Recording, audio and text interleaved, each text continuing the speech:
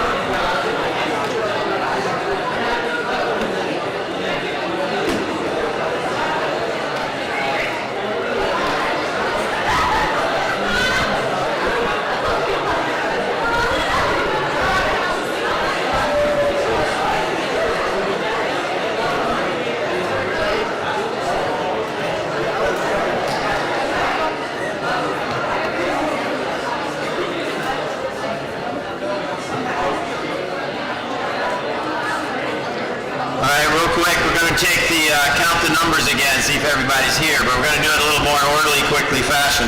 We're going to go just this section, okay? So we'll start with you. We'll go over and back, just the middle section, then we'll go to the section on the right, then we'll do the section on the left, okay? Go ahead. Quiet, please. 7, 8, 9, 10.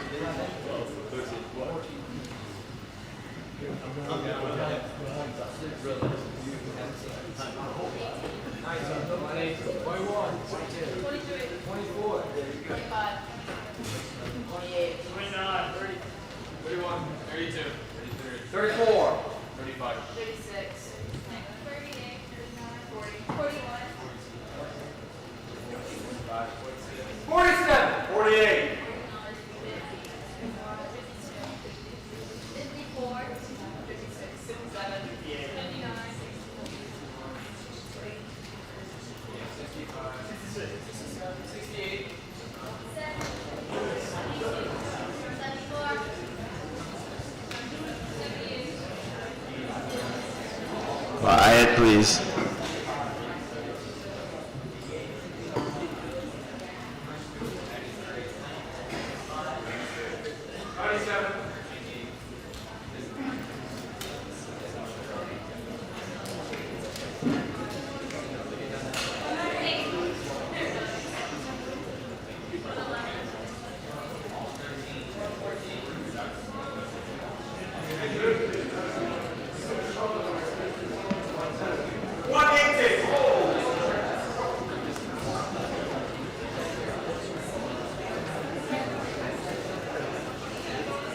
Kevin, back there, start in the back.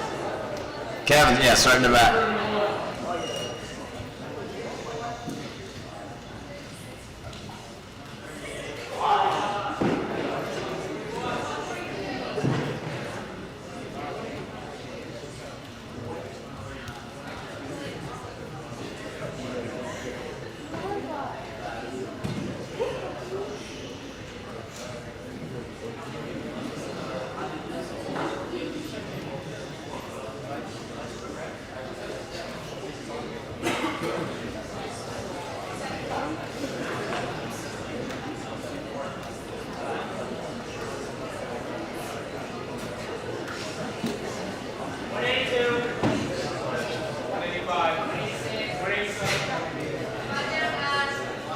Quiet down, please.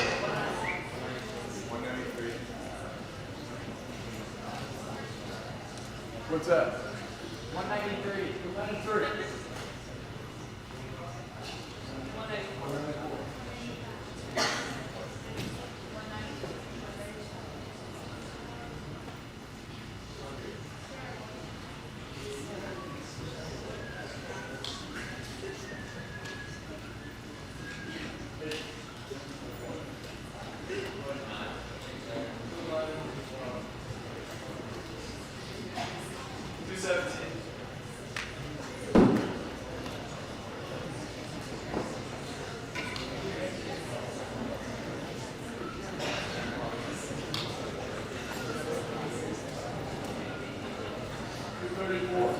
$234. Anybody's roommate not here?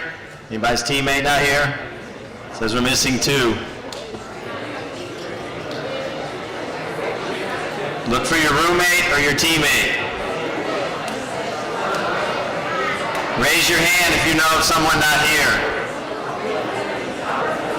Roommate or teammate? Let us know if he's not here. Let Coach Davis know.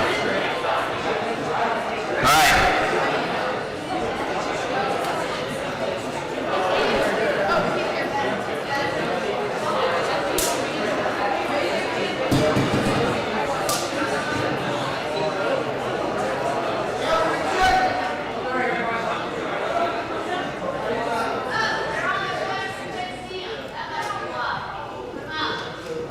All right, we're going to get going. We're missing just a couple notes. We don't like doing this, but everyone needs to A, show up at all the functions, everything.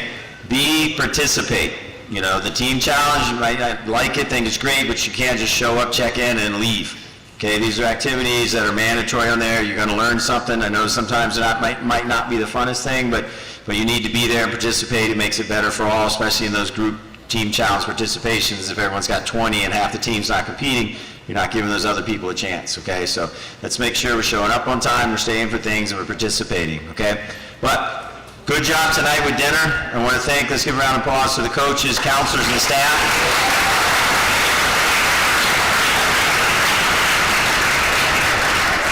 I know a lot of you guys don't know the history of the picnic. It used to be we would actually have a picnic. We would leave campus, we go over, used to go in the pool, swim, as Olu told you last night. His group ruined that for us.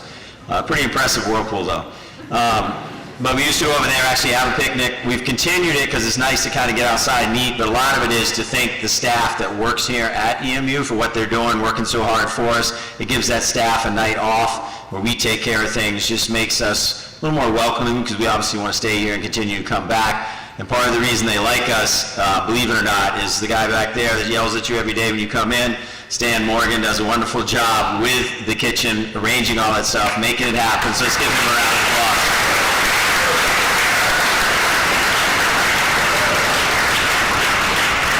Because as you guys are finding out, it truly takes a village to make this camp work. There's a lot of moving parts and everyone's got a role, and you guys have done a really good job so far doing what you're supposed to. Let's keep that going. Okay, we've got 2 more days. Hopefully the dorms got cleaned up today.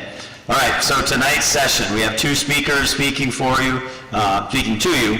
So please pay attention. Again, you can learn something from all of these. They're all a little different with their story, but they're up here for the same reason. They feel passionate about what they do and impart their wisdom on you guys, so you can learn a lot. We're going to let Coach Davis introduce our first speaker tonight. So please pay attention and stay off our phones.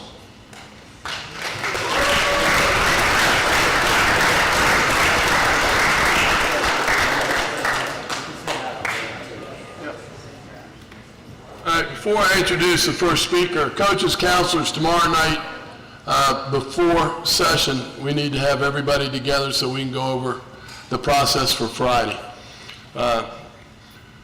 Fortunate I get to introduce another speaker tonight. This older guy.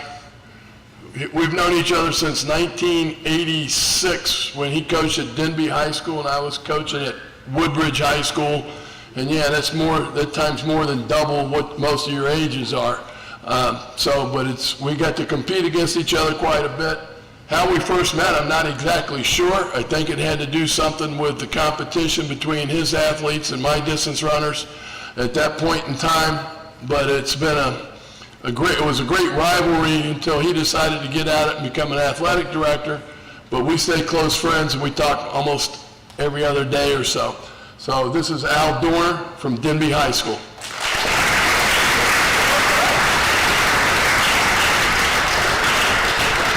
order to have a rivalry, you have to win once in a while, and I think we only won once. So it's not much of a rivalry when you're getting your butt kicked. But it does help you learn. I always felt like you learned a whole lot more from those kind of things. Y'all are lucky. They gave me 30 minutes. They've already taken up 10, but everything, so you're not going to have to put up with me very long. First question I have for you, how many of you can sing? No. That's very good. I was glad y'all picked up on that. How many of you have become students of your sport? How many of you have a hobby? My hobby's photograph. I took that there. I took that photograph. Testing, one, two. There you go. I taught art for all those years, and when I got too old, man, I got shaky, I went to photograph. And photography with a tripod, you can hold it. All right, let's see here. I want to go over something real quickly, seriously. Come on. What are we going to do?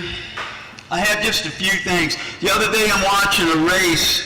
It was like on TV, it was like the 5,000 or something, and the guy got to about maybe 2 laps to go, and the wise track announcer said, now we're going to find out who really wants it.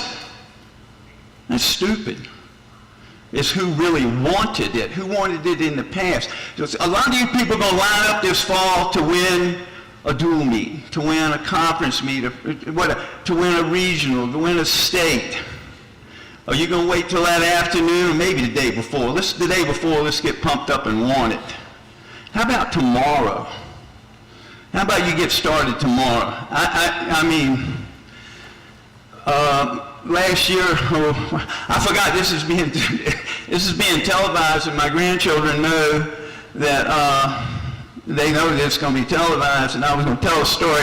So it wasn't my granddaughter that did this, but I knew somebody that went out for indoor track last year, and I said, well, when did you decide you're going to go out for indoor track? And she says, oh, last week. This is December.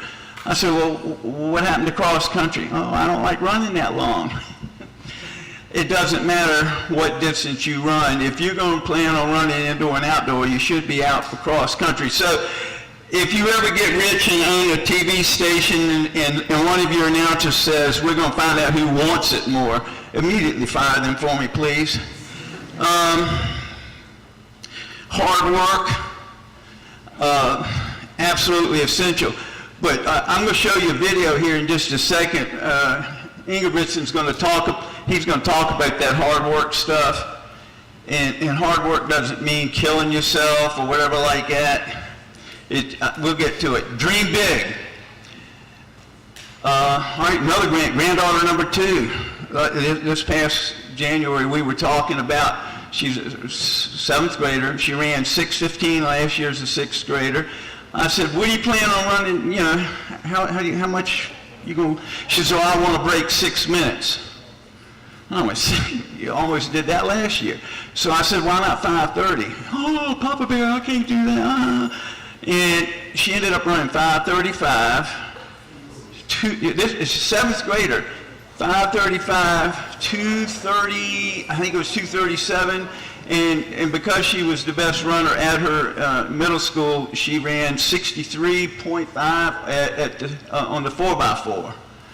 And I thought for a 7th grader, that's pretty good. By the way, her 5:35 finished 4th. And all these girls are going to be running at Science Hill next year, so if you're from Tennessee, you're going to be in trouble. I want to show you, if you're on the internet and looking at stuff, have you heard of the team? Hey guys, James from Osprey. Oh, quiet down. Have you heard of the team?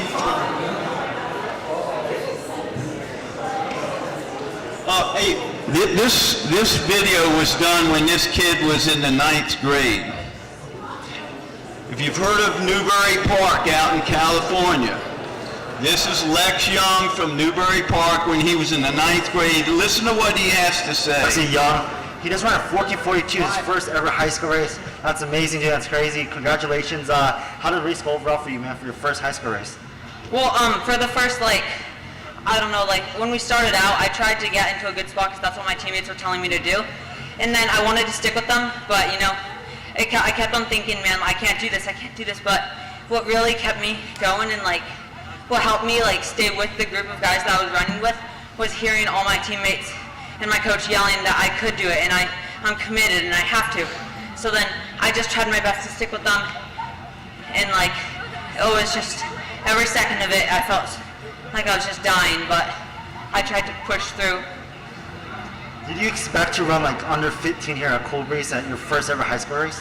No, I was going for under 15:30, and yeah, I thought that would just be great, and I'd be. They are on a 3-mile course, 3 mile.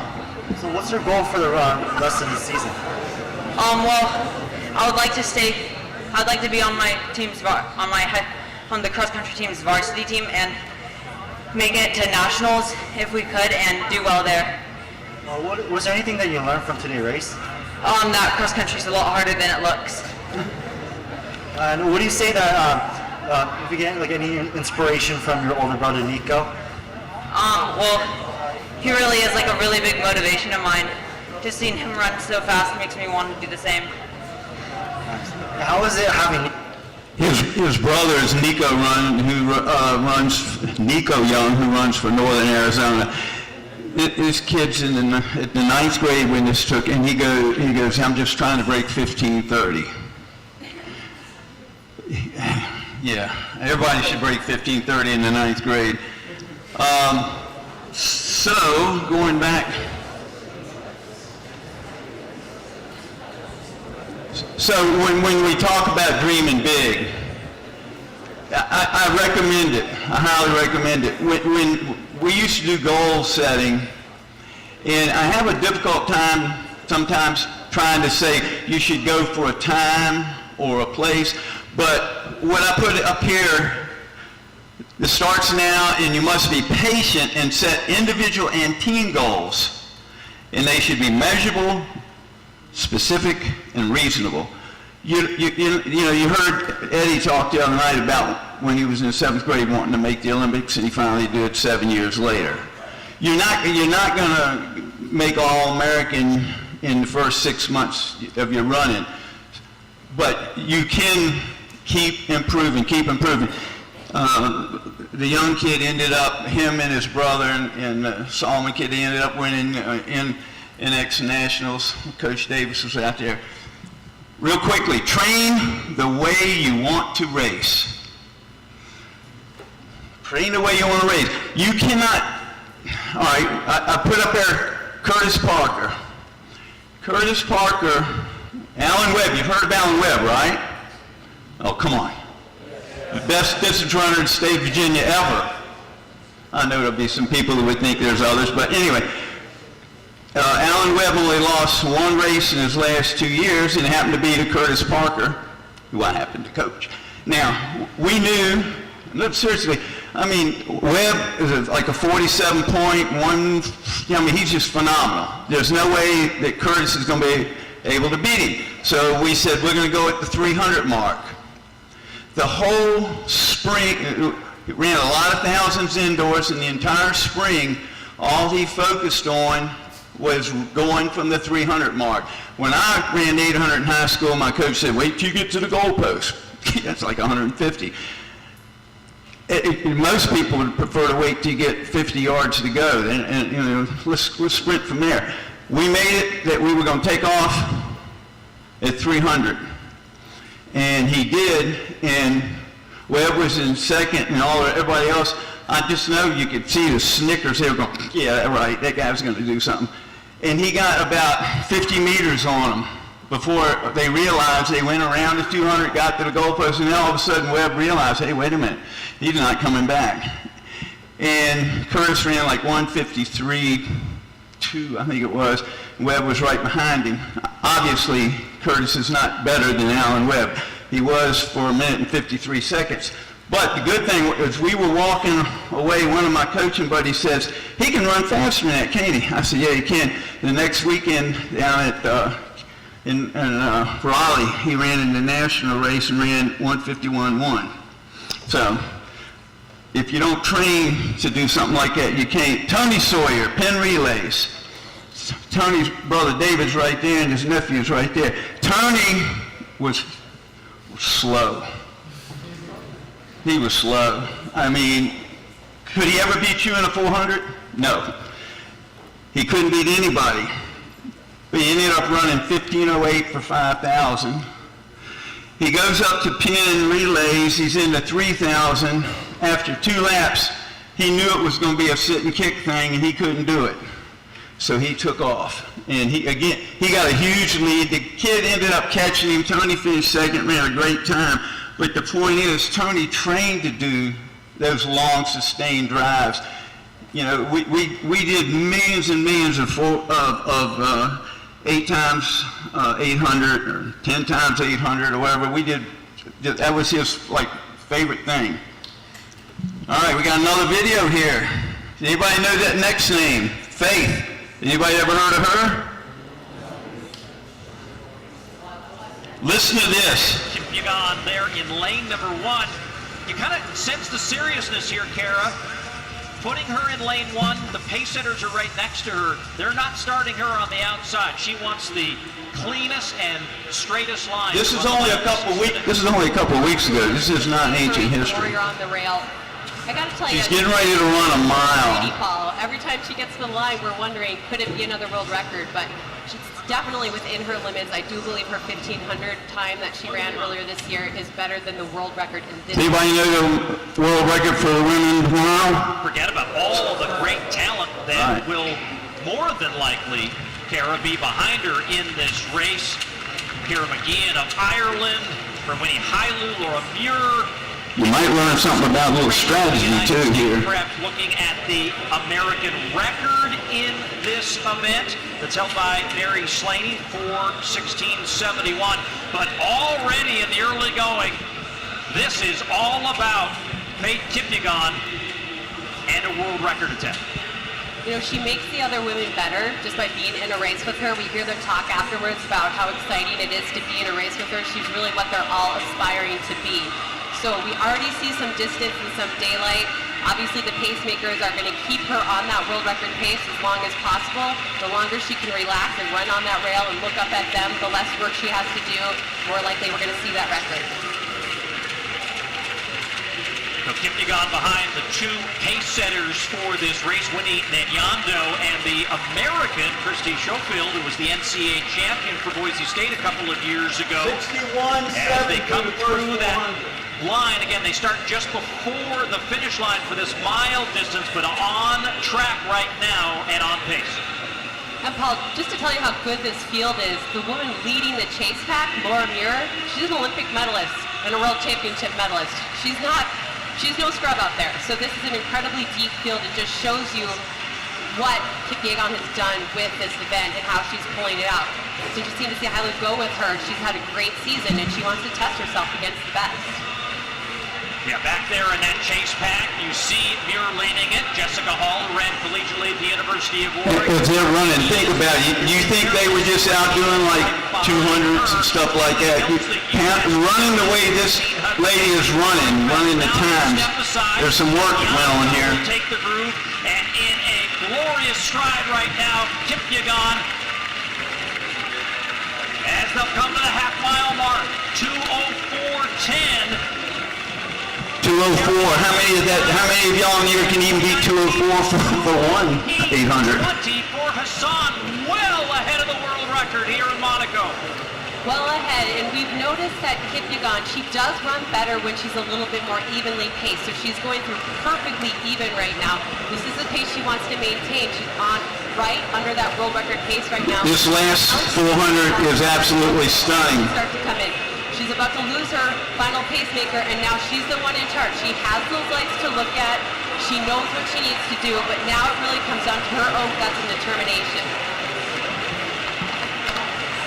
And look at the advantage she now has against this world-class field. As she comes down off the final turn for the penultimate time, the crowd now sensing history. 3 minutes elapsed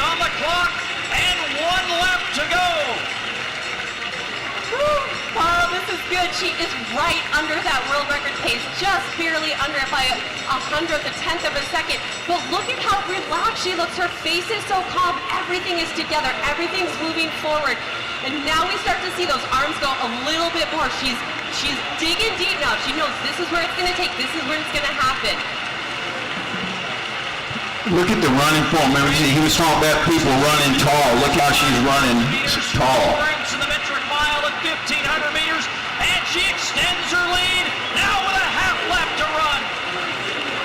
She has really opened up now. She is on that pace. She knows it. She feels it. She has to dig deep. We saw her grimace just a little bit, which we don't see from her very often, but that's because she knows she has to dig a little bit deeper to get that record as she comes down now.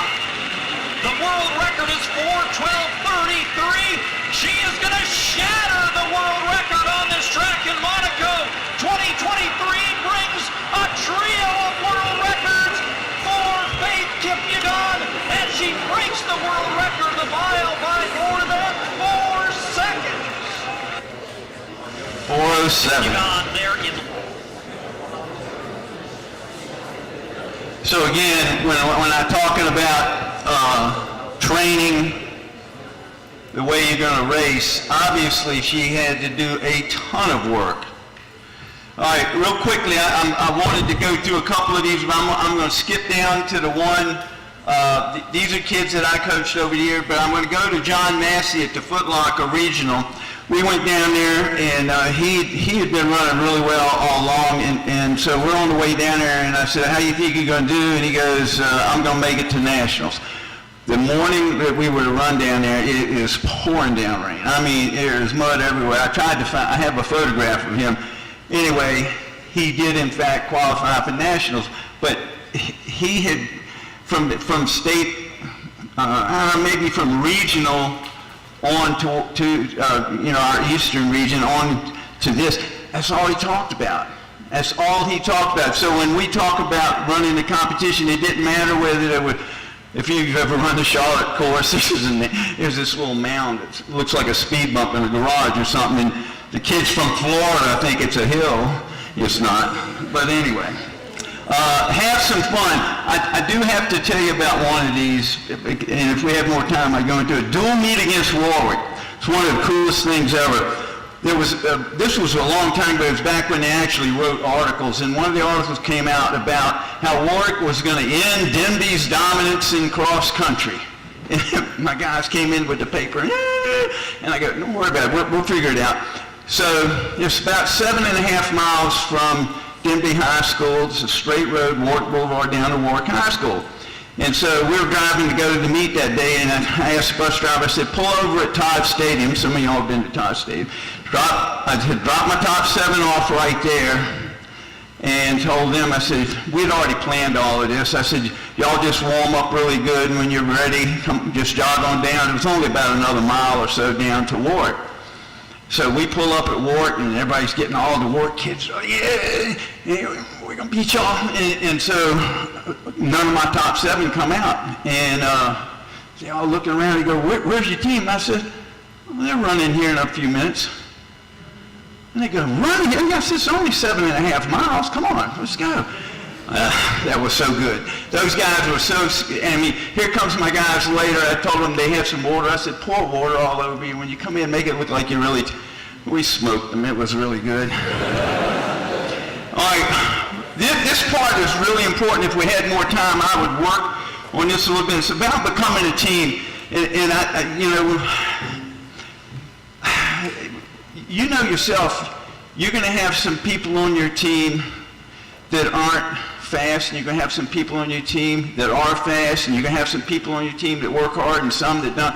I would suggest one thing. If you want your team to be competitive, if you want it to be a team, then I wouldn't go all crazy and yelling and screaming at your teammates. That's what coaches get paid for. You guys need to help each other, defend each other. You know, Dave will tell you, there are times where I would have my top 1 or 2 guys stay back with 4, 5, or 6 and run with them. You know, hey, let's, take care of them. And then we get to certain points in the meet, and we go, okay, go ahead and go. It is the greatest. Look, I've coached pretty much anything you can coach. Basketball. Ooh, I hate to admit this out loud. I even coached soccer. But I was forced to. It was either soccer or no job. Cross country is the best team sport there is. You cannot hide.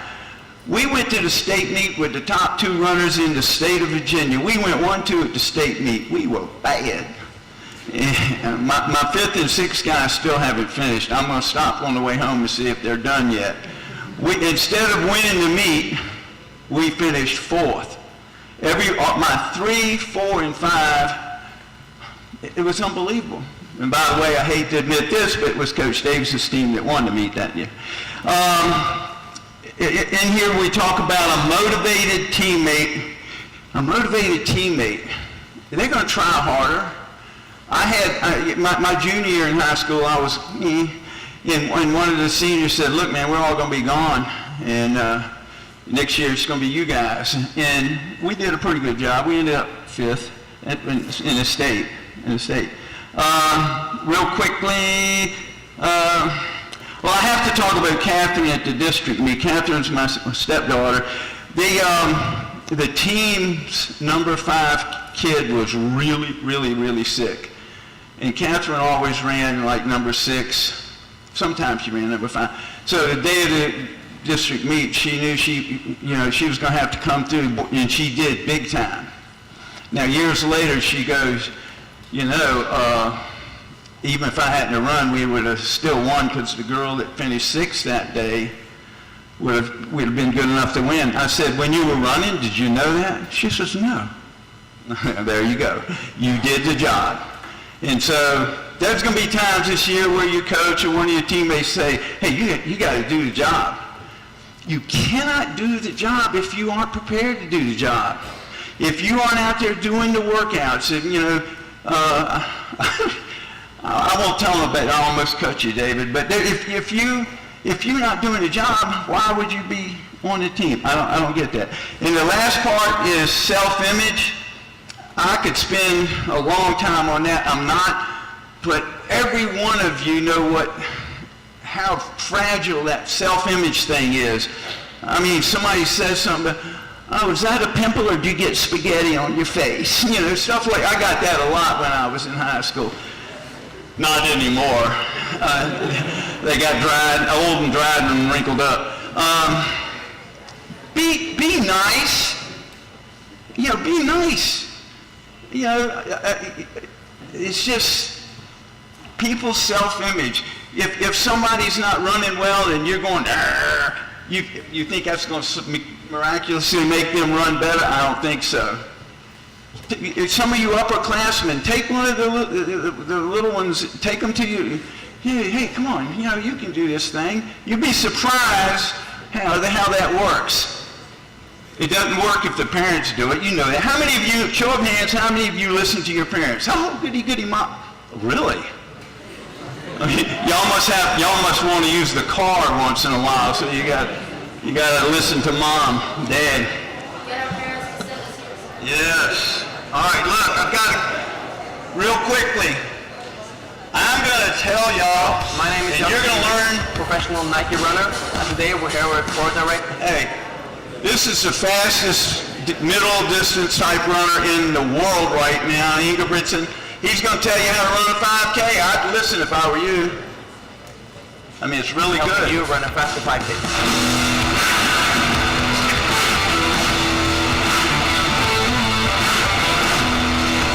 First up, here's 3 training tips for you.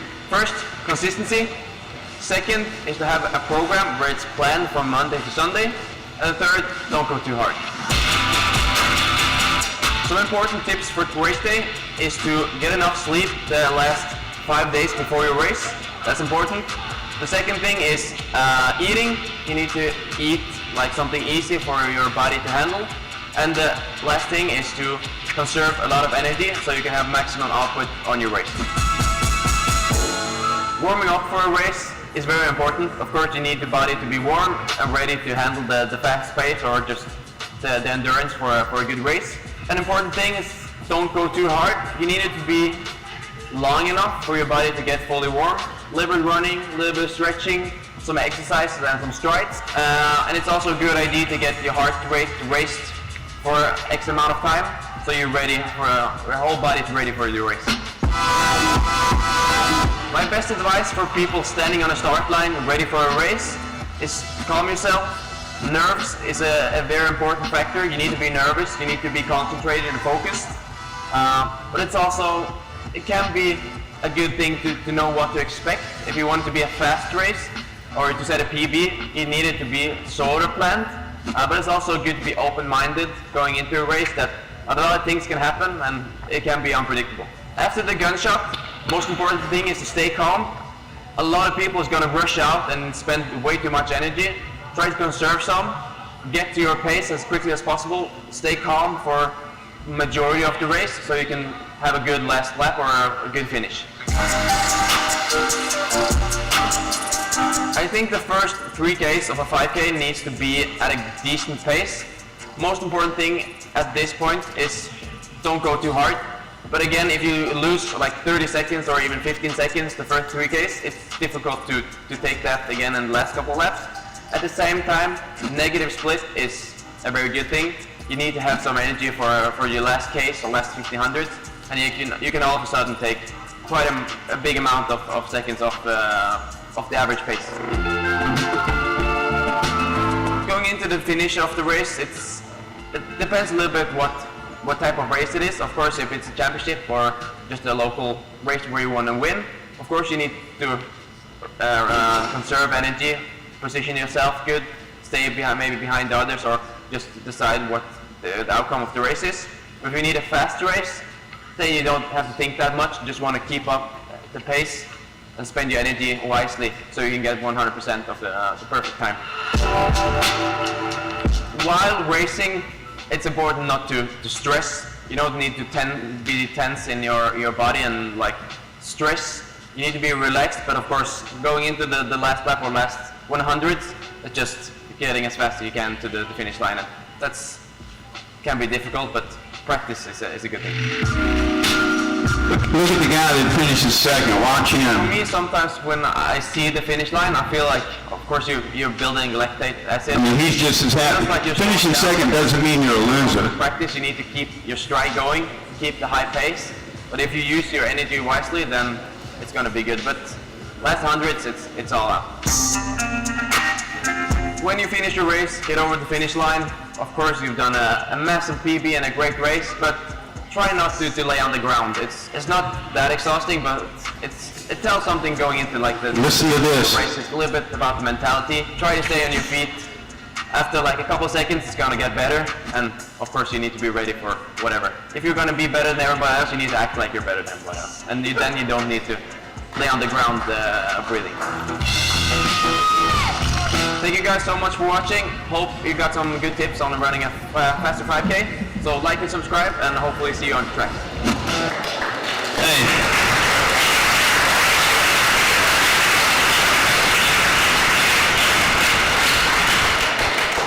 I love that. We're going to make a t-shirt. If you're going to be better than everybody else, you need to act like you're better than everybody else. I thought that was terrific. I think I have, oh man. All right, look. I'm going to cut it really short. This is when he set the world record. Paul, we know he's fit. 3:32:59. Yeah, I know. Timeout. T-shirt. And Rabat over 1,500 meters. He's getting ready to run. Englishman's getting ready to run. They toe the line. You got 5 seconds. You got 5 seconds to tell me what the world record is in the men's 2-mile.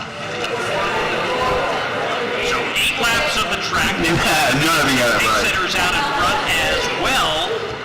The wave. This is Ingebrigtsen. This was just a couple weeks ago. On the inside rail, we've seen that throughout the Diamond League schedule, and in fact, you're prominently, I think, in that last lap for Faith Kipyegon last week in Florence when she set the world record in 50.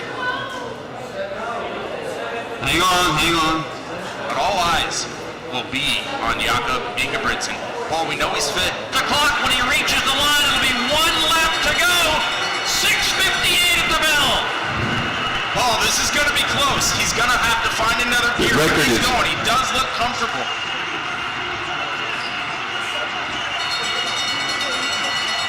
when it's him. On to the back stretch of the final time.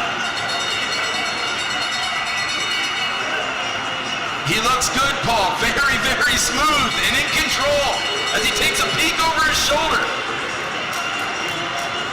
He came for the last kilometer in 2:27.12. Half lap to go. He's running back-to-back miles under 4 minutes, negative splits. Off the final turn, less than 100 to go. The world record is 7:58.61, as that will be shattered here in Paris. 7:54.10. World record.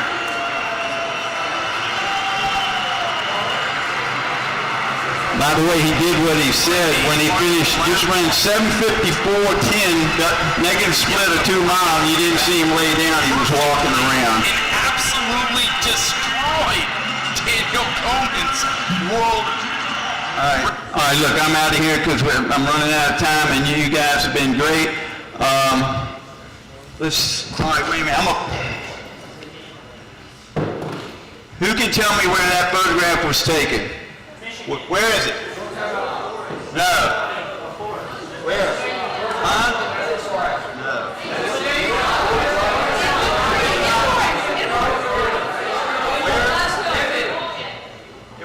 It was taken in the Smoky Mountain National Park.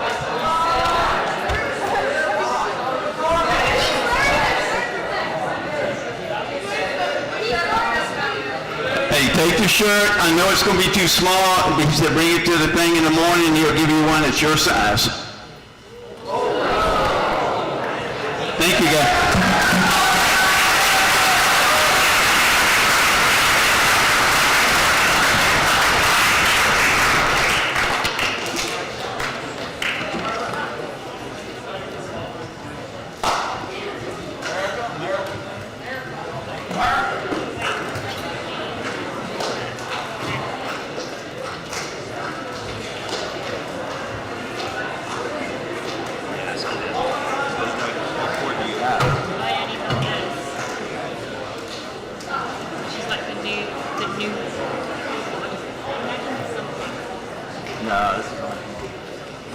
Matt, you might have to play it from up there. She has an Apple. It doesn't plug into HDMI.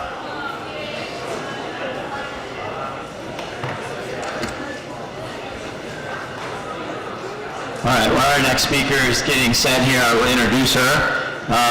This young woman is a 2:36 marathoner, won the 2019 Disney World Half Marathon, published a book. Her second book is coming out next week. She is the CEO of Running for Real. She'll tell you more about that in a minute. She's been in People magazine twice. You guys should know the Army 10 miler. It's in Northern Virginia. She has won that before. She's represented Great Britain at the World Championship level at the 2016 Half Marathon. And she was a runner-up at the NCAA Championships in the 5K for Ferris State University, graduating in 2012. Tina was also worked as a graduate assistant when I was at LaSalle University for 2 years. That's where I first met her and had that time to interact with her. She is going to talk to you tonight. I'm not going to tell you what she's going to talk about, so she can tell you. But she is extremely passionate about what she's going to talk to you about tonight.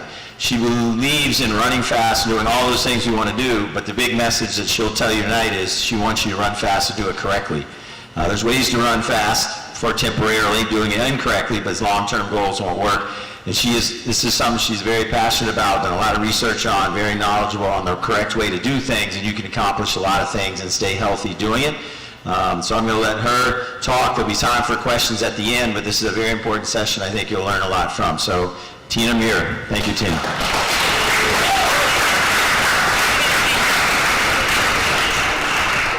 Should show you what's up here. You just say next slide. Oh, okay, so I'm just gonna... Matt, she'll just say next slide. But how's it gonna connect? It won't. He hasn't.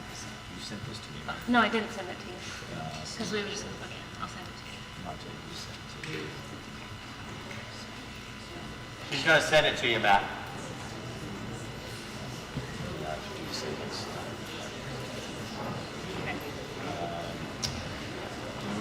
Running.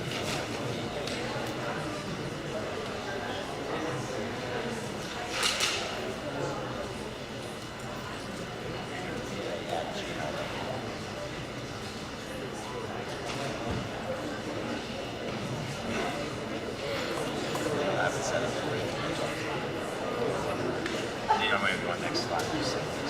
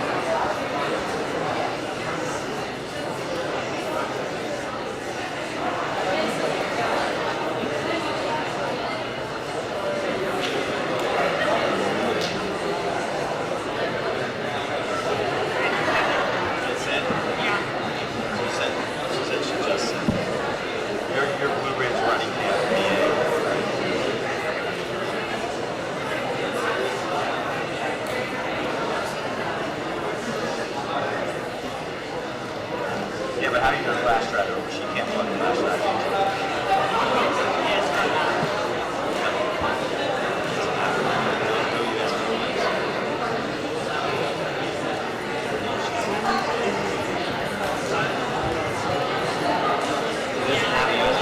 That's what I'm saying. I know, sorry. But did I send it to you? Then you can plug it. You can send it to him too if you want. That way, is it?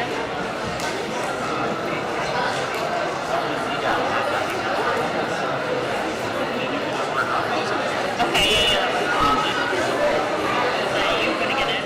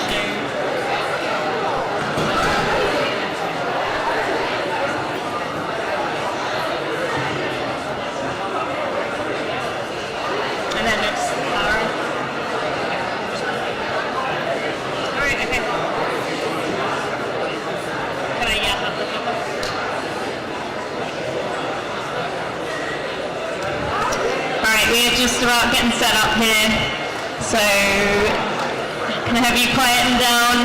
And no, I am not related to Laura Muir before anyone thinks that, even though my last name is Tina Muir, and even though I am from the UK, I am not related to Laura. I want to kick that up because I'm sure many of you will start wondering that.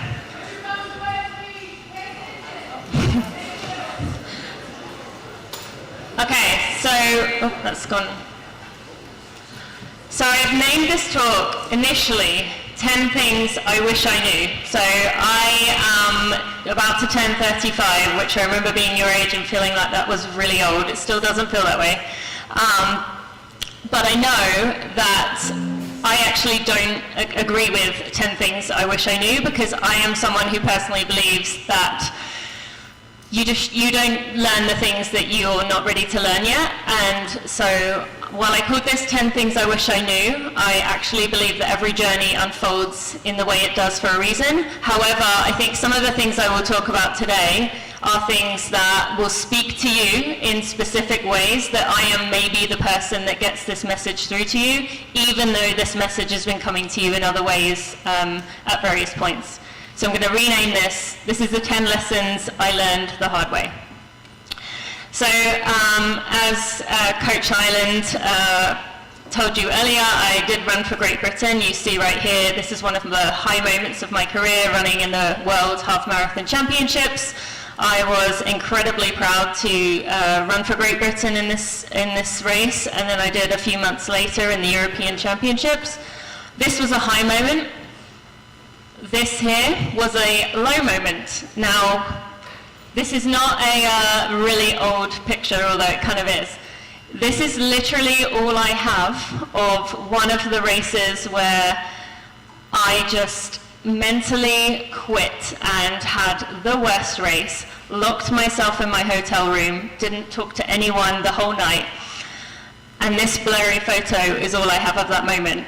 And so this is a low moment in my career. So who am I? Well, Dan mentioned my name is Tina. I am a podcaster, my business is running for real. I have products for runners, primarily like recreational runners more than your age group and kind of what you're doing. But I also have a passion in sustainability. As you can see here, my book is called Becoming a Sustainable Runner. And I work with a lot of the major races in the road running world, like the New York City Marathon, the Chicago Marathon, Peachtree Road Race, if any of you have done any of those. And we mentioned here about my book. This is my second book that's coming out in a few weeks. And the words here, becoming a sustainable runner, were intentional. And this is partly what I want to talk about today. This is something I'm very passionate about. Now, sustainability, for most of you, or many of you, probably what comes to mind is environmentalism and being environmentally conscious.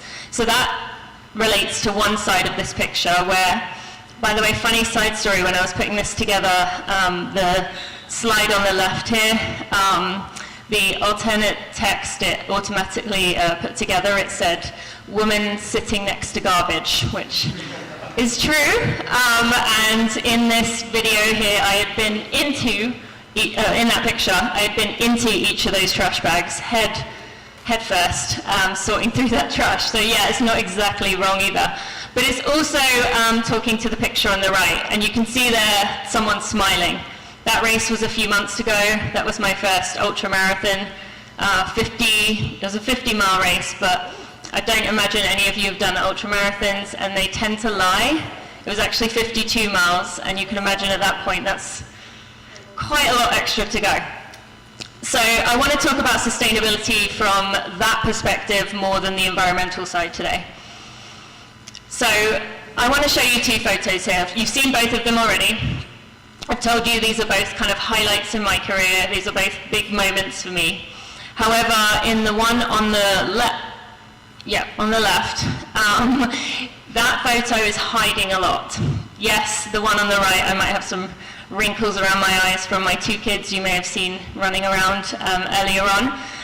And both of these involved running at the elite level, but the picture on the left, there was so much behind that moment. I mentioned it was 14 years to get there. And you've heard a lot, you know a lot about having these big goals. And I am all about getting those big goals. But somewhere along the way, that person got lost. And less than a year after that photo, I quit running forever.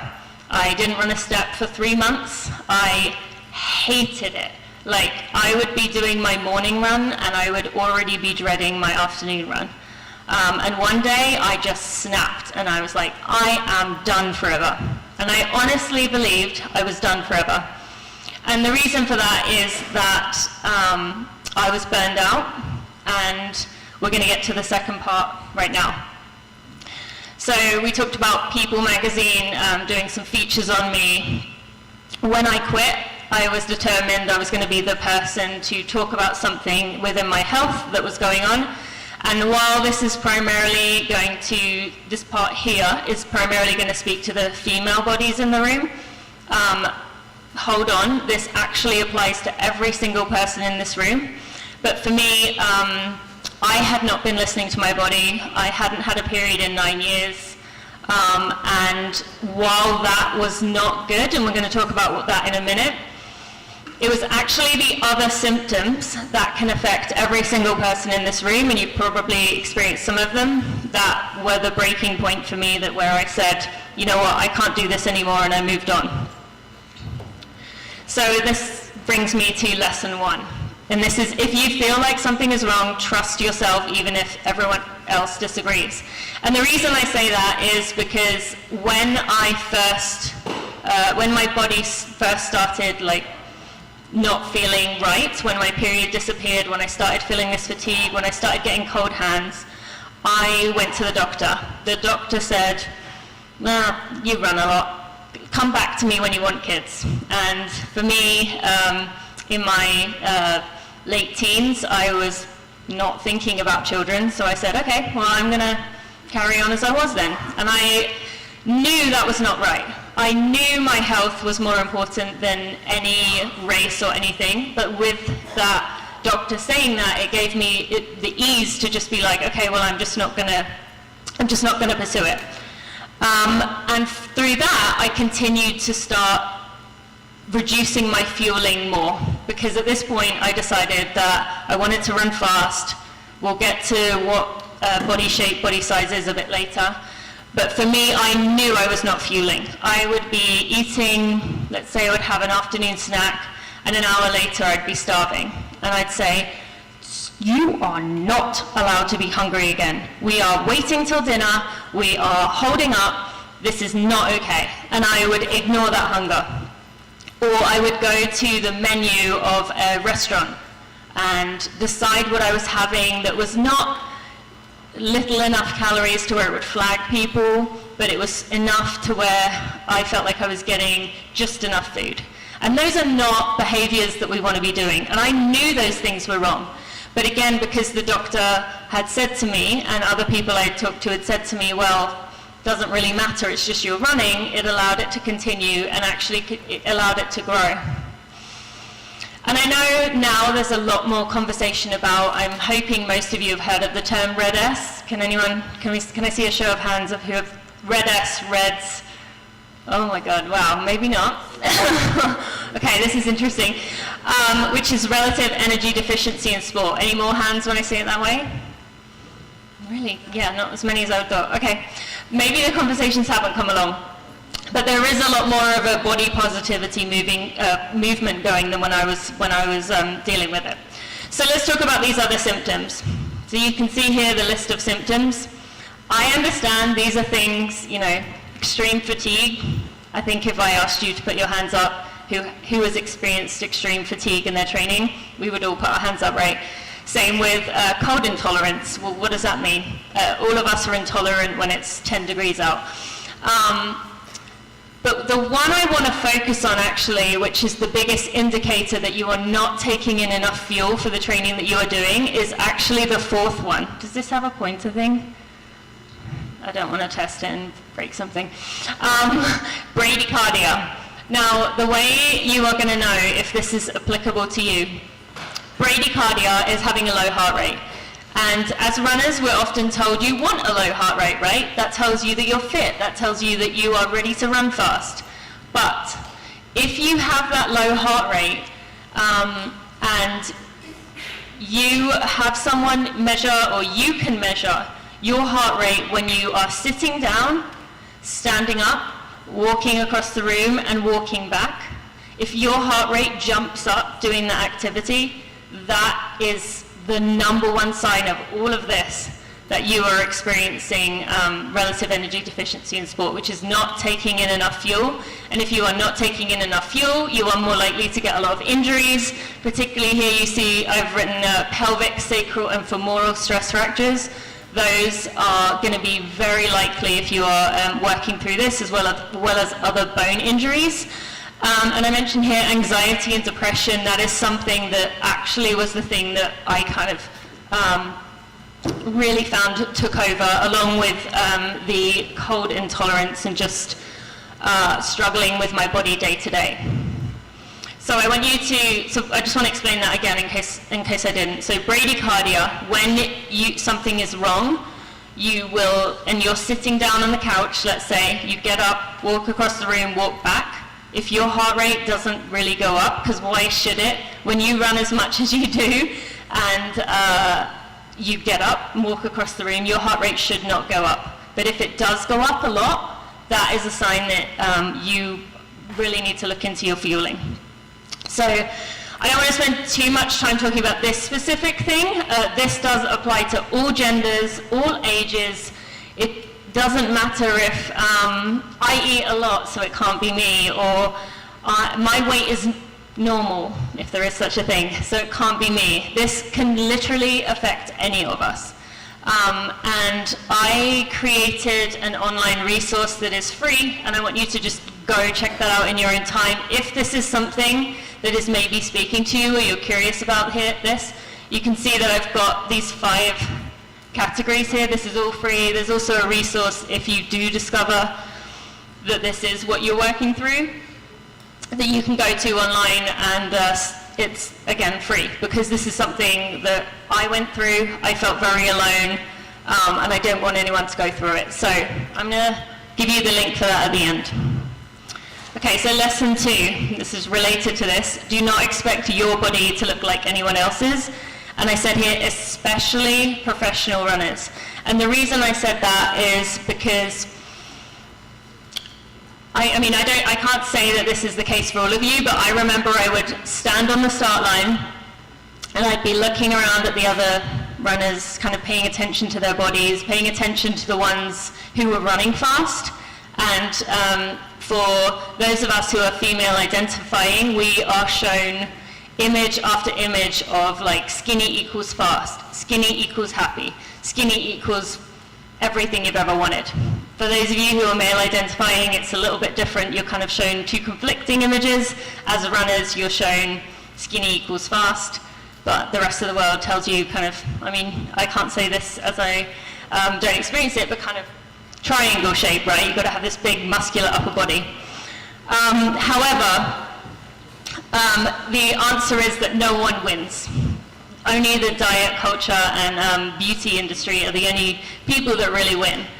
And I want to remind you that, especially those of you who are girls going into women who are going through puberty, if the harder you fight your body to change it, the more it is going to resist you, the more you are going to struggle. And for most of us, we go through a solid year of just struggle. And I'm sorry that that is the case, and it doesn't feel fair, especially as it feels like it always comes at the worst time.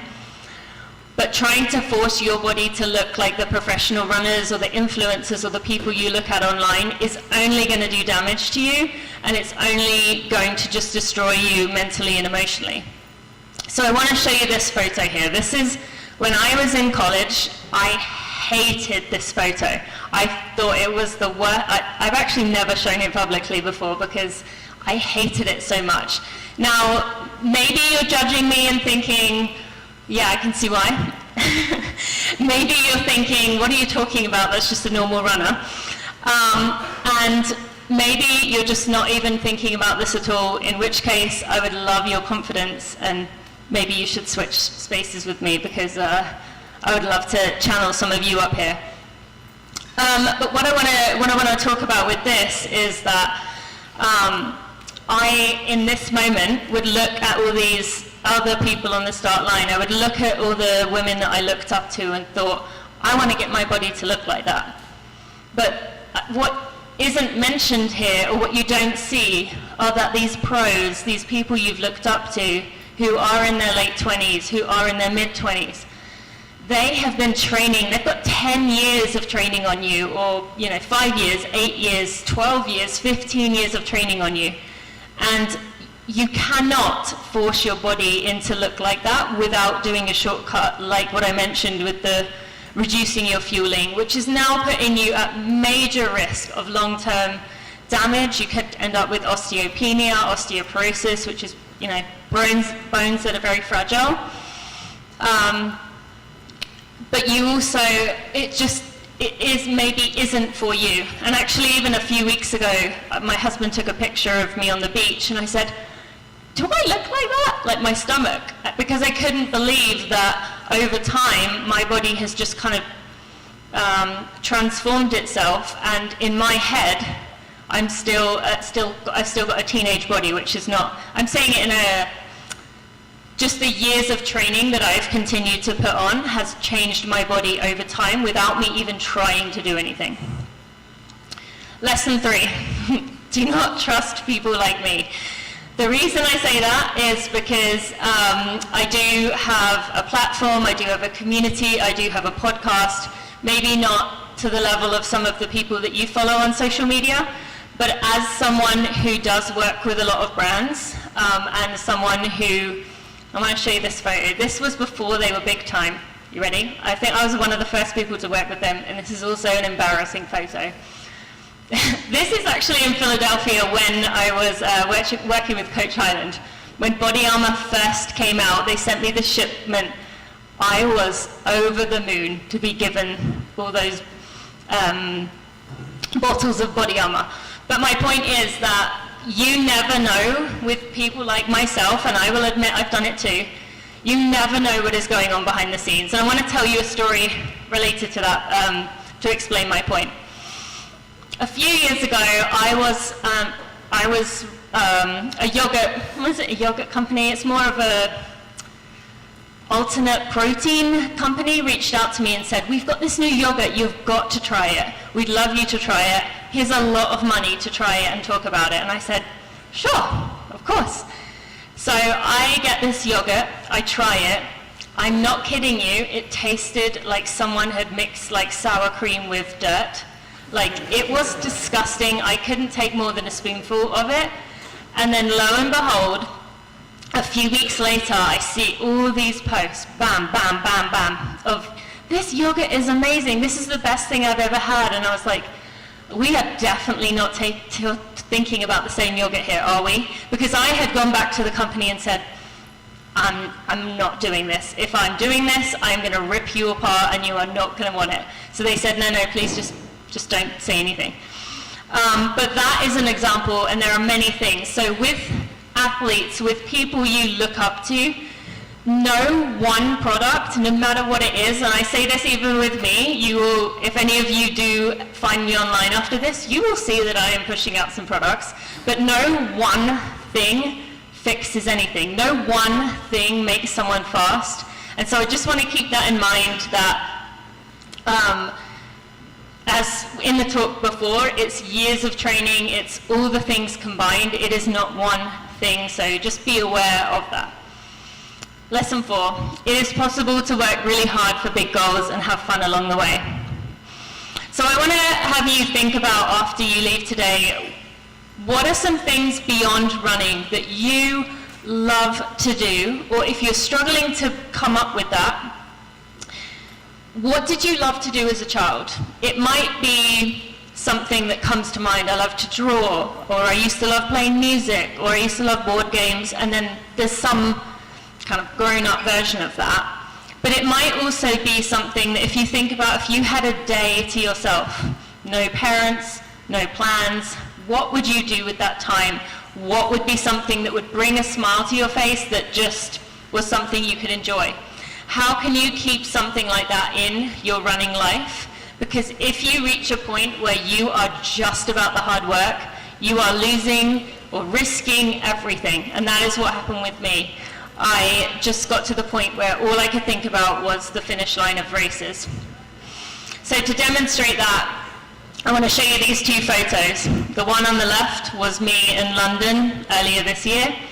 The one on the right was a race on Thanksgiving in 2015. So which of these two situations would you rather be in? Because I know I would rather be in the one on the right here. And that doesn't mean you mess around every day. I'm not saying you should be doing this, doing what I'm doing on the left in the middle of your 800 next week. But it does mean that you have to remember that regardless of what you're trying to do with your running, you do it because you love it, because you enjoyed it at some level for just the pureness of it. Maybe it's the calm it brings you, maybe it's the stability, maybe it's the practice. Whatever it is, there was something that you enjoyed about it, and it wasn't just about the finish line. So here is a photo of someone who is not doing that. This is the last race I did before I quit running. I was just staring at the ground for 26 miles. I didn't look up, I didn't high-five anyone, I didn't enjoy it whatsoever, and a few months later, that's when I decided I'd had enough. So, bringing it back to these two pictures, I want to make it clear that in my life now, it's not that I don't try hard, it's not that I don't run hard. As I mentioned earlier, that ultra marathon, which you see here on the right, that was a 50-mile race. You can't, there's no way around that. That was hard. That was really hard, and very strange to know that you have 3, 4, 5 hours to go. I remember hearing about these ultra marathons and thinking how they were physically possible, but it's amazing what the body can do. So the picture on the left here, was now feeling like this was all I had to offer the world. This was all it was. It was just about the finish line. This was a highlight finish line, but then there was nothing else. Next, lesson 5, we can't all be the person who worked the hardest. The reason I bring this up is because we runners tend to have these goals. We tend to think that we set something out, we want to reach it, we want to find a way to get there. And many of us, may not be every one of you in this room, get on that start line and we think, I'm the toughest one out here, I've worked harder than anyone else, and I'm gonna, and that is great. But I also think there is a big chunk of people that don't get enough recognition, and that is that every person, especially if you're on a team, but every person out there is bringing something to the table. So maybe it might not be the person who is running the fastest, but they might inspire people because they're one of the people on the team who, or maybe at this camp you're seeing people who are kind of nearer the back, but they are inspiring because they keep trying, they keep showing up, they do all the mobility, they do all the drills, they do all the stretching, they do everything they can do. And maybe that is inspiring. Maybe it's the person who brings the energy, that captain-like person who really builds and fosters that culture and community. And maybe it's the person who makes everyone laugh and keeps it lighthearted when you have someone like this is again me here being serious, on the start line who looks like they want to murder someone when it's not really a big deal. And so I think I want to mention this because I think it's really important that we all keep in mind that it's not always about digging as deep as you can and getting all tense about it. Sometimes we need those people in our lives who are bringing more to our team community, that are making our team better, that are building that culture. And if that is you, that is amazing, and don't let the world tell you that it's not. And I will be honest that I used to be the person saying, I don't understand why not everyone is taking this as serious as me, or I don't understand why people just go to these things for the social side of it, when actually I think that's really pretty amazing in some ways, because those people, if any of you are out there, are the people who understand that your performance doesn't define you. Okay, so last time with this. I finished 3rd overall out of all men, all women. It was my first run over 33 miles. There was a lot of doubt. I didn't even know I could finish it, let alone run that fast. But I made it about joy. I made it about leaning into the pain. I'm going to talk about curiosity in a little bit, rather than seeing it as this battle that I'm going to put on my war paint for. It was about let's see how far I can go. Let's see what I can do. And for me, a lot of it was about nature, about connecting with our earth. And that is something that I really feel like it made it personal to me. Lesson 6, a few days off now is better than a season later. I had many situations where I got myself into a lot of trouble, ended up taking a whole season off because I tried to run through that pain. We all know it, right? We've all had it, where it's that sharp kind of pain that you know deep in your gut, deep in your heart is not something to run through. We try, and then we need a season off. I made that mistake too many times to count, and for me personally, I found that like having 3 days off as soon as something came along like that was enough to clear it up. But I missed out on many occasions because I couldn't let it go and couldn't take that few days off. I was so worried about missing a few days. This is just kind of another example of going to see someone who actually lives here in Harrisonburg.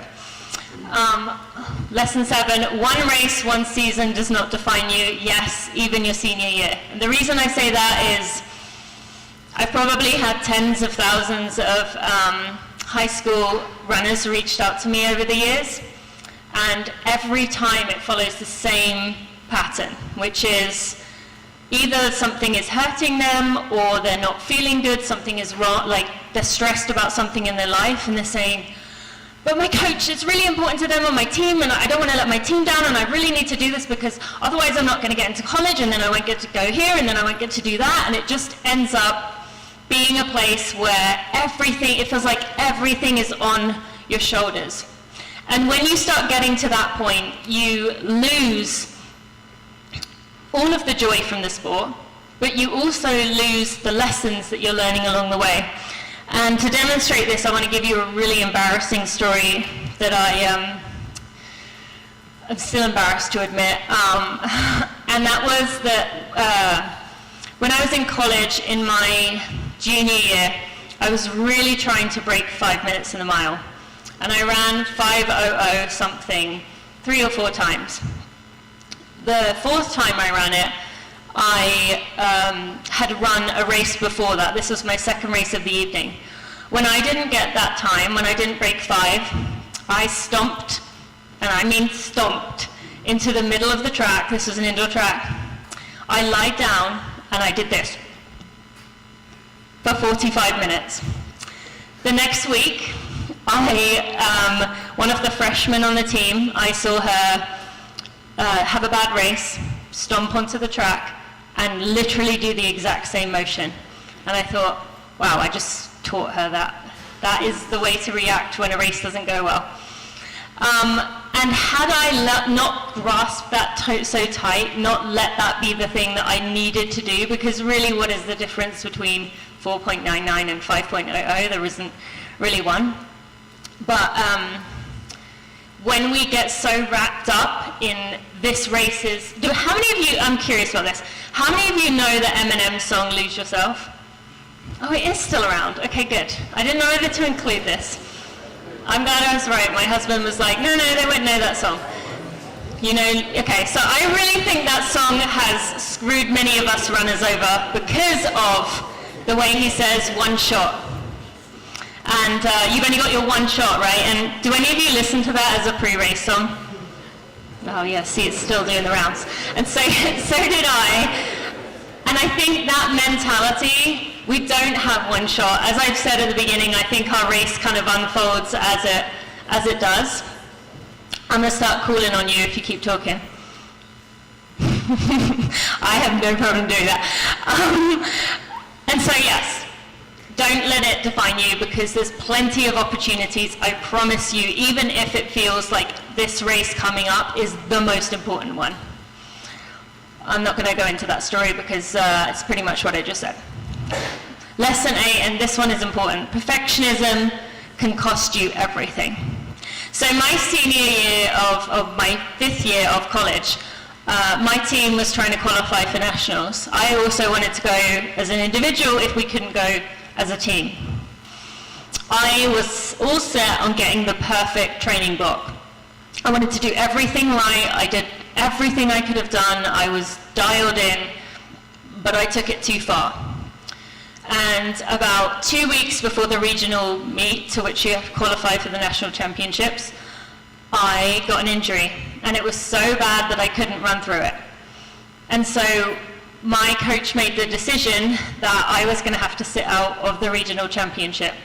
And so in that moment, I was helpless. I was the fastest runner on my team, but I had to leave it to my team to, bring it home, get it to the national championships. Without them, I wasn't going to go.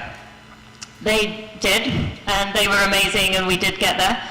But with everything we do in life, it's very easy, writing a book, I just did that process. It's very easy to say, get caught up in all the details, or think that you need to do this specific thing to be fast. It's better to keep trying to put yourself out there. And I'm not just talking about running, I'm talking about anything that is important to you.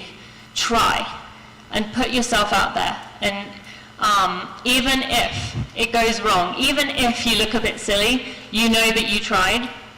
And that perfectionism, I promise you, will stop you from achieving so many things, because it just takes so much away from you. Lesson 9, all of you, and I really mean this, give me hope. This isn't really a lesson so much, it's more of a thank you, because environmentally, I mentioned that's very important to me, but also with running, I see the passion in you, I see the creativity, the innovation, and most of all, the ability to not take what people like me and up are saying and just say, well, this is the way it's always been, so this is the way it's going to be. I love that you continue to challenge. And I know she's younger than you all, but I met this little girl last year at an event I was hosting, and she told me that the reason she runs is because it brings her peace, it brings her calm, but it also, she feels motivated, challenging to see how fast she can go, how long she can go. And I just thought that was incredible that someone her age could do that. But beyond that, just you as a group, I just really feel hopeful for the future, even with the situation that we are in environmentally, because I just believe in this group of this generation of you coming up. So that's not really a lesson, but it's more a lesson for me that I need to listen to you. And my final lesson, be curious. So when you take something like these mental struggles that you might be going through in races, maybe it's and this is one I struggled with, you're afraid of going out too fast because what if I blow up and it hurts? Or maybe it's the opposite. You're afraid of your coach keeps saying to you, please just go out a bit slower, and you can't do it because you're afraid of what happens if I can't make up that distance. I would encourage you to be curious. I really live my life by this, in terms of finding ways to see these things that are scary, see these things that you come across in day-to-day life, and be curious about what that could be like if you tried it. So not seeing the pain cave or the hurt locker as something to be fearful of, but being curious of what it feels like, what it could lead to. And also that relates to your individual passions. So you might find something that only you find interesting, and you're curious about it. Learn about it and just keep chasing that. And last thing I want to share, just an example of this. This is, I was actually in Chicago this morning, so this feels a bit weird saying this, but this was a few weeks ago in Chicago. I was out doing a workout. I did my workout on this part right here, and then afterwards I was like, I'm going to jump in the lake. And that was because I was curious, what does that feel like? And I love having that approach to life, in finding ways to just bring little bits of fun. Even, like I said, that was a hard workout, I'd done a hard workout that day. Even after that, finding ways to just make it enjoyable. So, I'm trying to keep this shorter. If you want to find me on Instagram, I'm over there. That resource I've mentioned for Red S is on YouTube, and then my book comes out, is in all the major retailers if you are interested in that, especially environmentally, but it's also, as I mentioned, about being a lifelong runner, connecting with your community, whatever that means to you, giving back. And yeah, thank you for that. Is there any questions?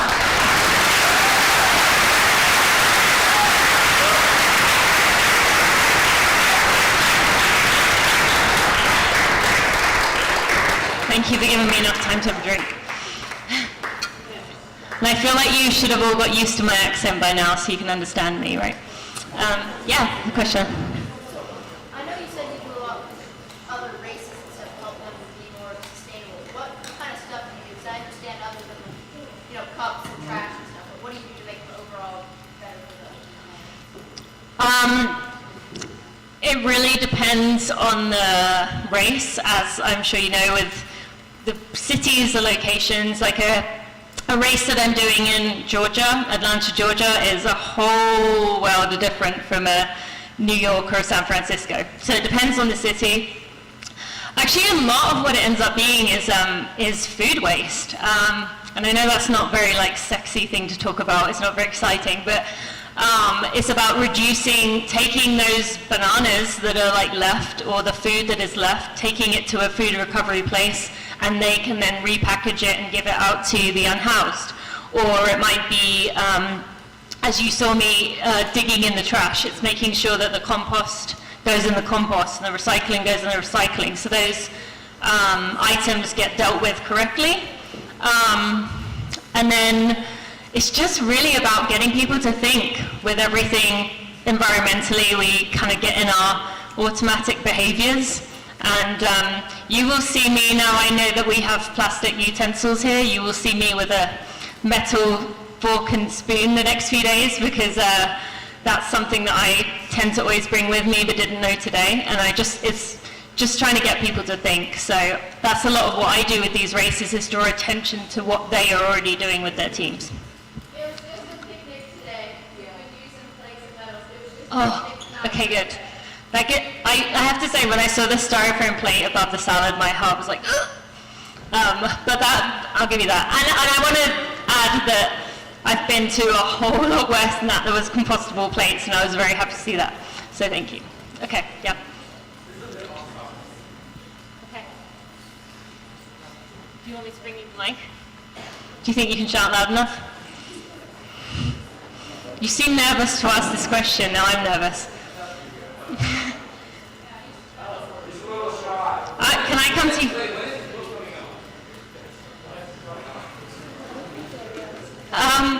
This is a sensitive topic, because until yesterday it was coming out on the 18th, but it now says everywhere the 15th. So I guess the 15th, but I wasn't made aware of that. Apparently Amazon decided that. That wasn't the question though, was it? Can I come down there? On Piers Morgan? He's not my favorite person in the world, I'll put it that way. Why is that a controversial thing? Do people love, he's, what would he be the equivalent of? Like a who? A news guy, but he's like a very, I'm trying to think of who the equivalent would be over here. Tucker Carlson, yeah. Yeah, that's probably the closest. Okay, any other questions that are not maybe about Piers Morgan? Is that it? And I'll be around the next few days, so if you want to ask me anything quietly, you're welcome to find me there as well. So thank you.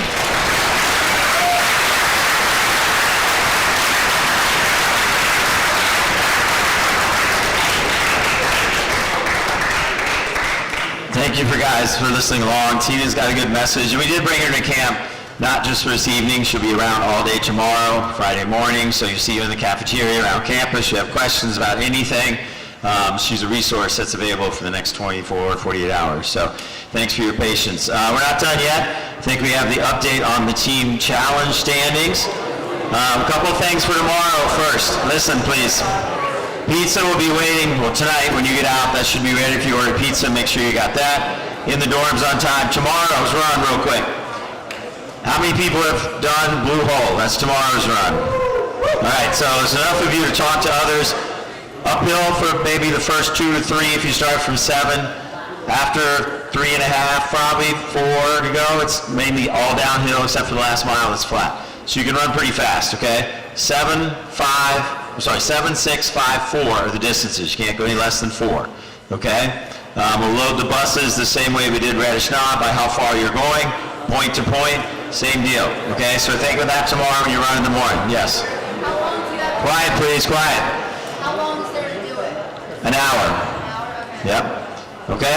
All right, so we'll get the team challenge updates and that'll be it.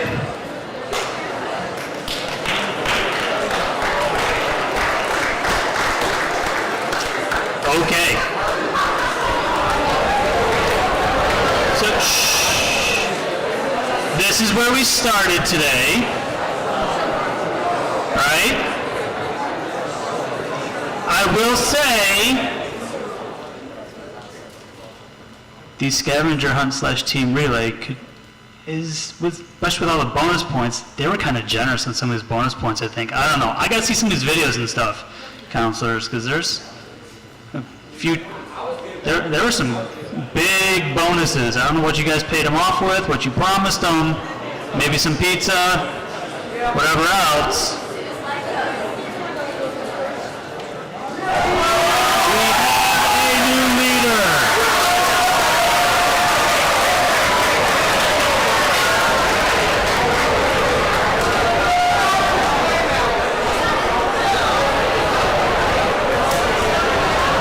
See me later with your objection. I don't want to hear it. All right, so,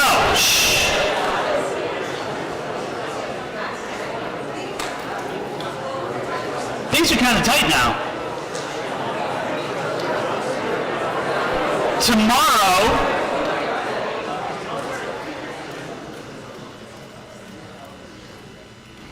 I think it's just you guys tomorrow, right? So there's no afternoon challenge. Tomorrow's challenge is counselor's night up here. Which means they make up all the points, they just tell me what I need to put in. They're making up everything that happens.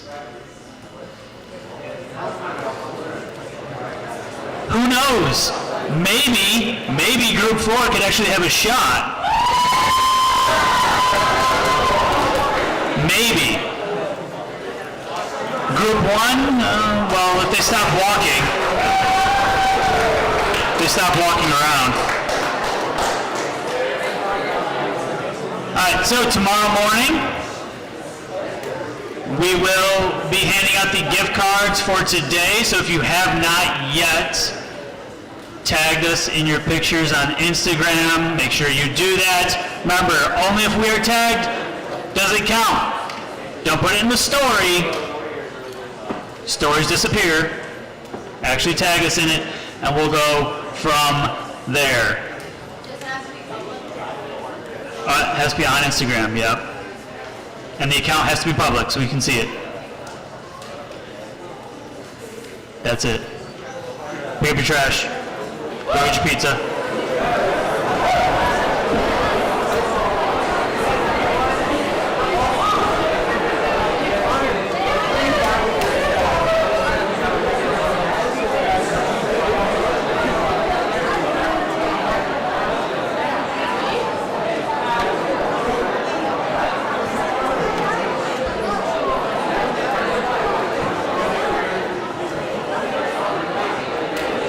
We just found a cell phone.